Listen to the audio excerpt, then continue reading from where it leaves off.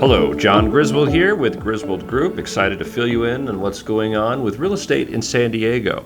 So as I've mentioned in previous videos, inventory in San Diego peaked end of July, beginning of August, and it peaked about 6,500 homes and condos for the county.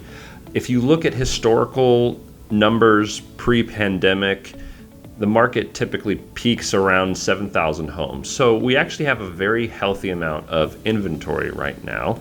The reason why expected market times have been about 2.5 months is because demand is still incredibly low. In fact, it's essentially on the floor. Why is that? Well, that's what happens when you go from 3.5% on an average interest rate all the way up to 7%, and then it actually got even higher, got close to or a little over 8% for a while there a few years ago. So, and we've been basically bouncing along between 6.5 and 7.5 since then.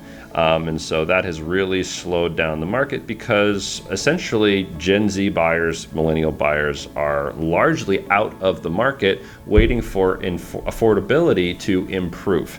And so as interest rates drop, that will hopefully unlock that cohort of buyers.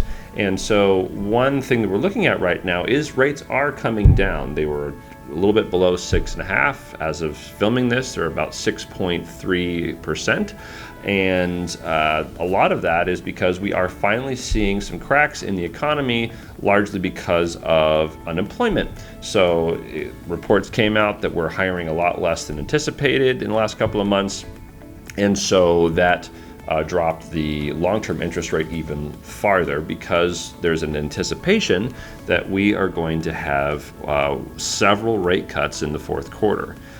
So maybe it's only going to be 25 basis points.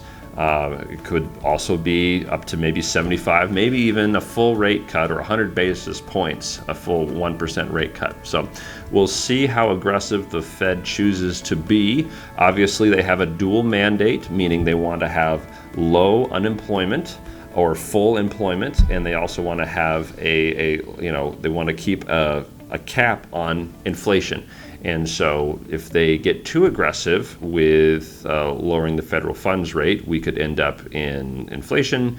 If they're not aggressive enough, we could end up in a recession. So they've been playing this dance for the last several years. They're trying to hit that quote unquote soft landing and see if we can continue to have our economy thriving. And so that's kind of what we're anticipating right now. And so if we start seeing those federal funds rate drops, don't assume that the current interest rate, like I said, at 6.3%, is going to also drop. It may just stabilize where it kind of is right now, because again, we're pricing that in. So if they only drop 25 basis points, the actual long-term interest rate might actually go up because they're anticipating more than just a 25 basis point or a quarter point drop. So hope that makes sense.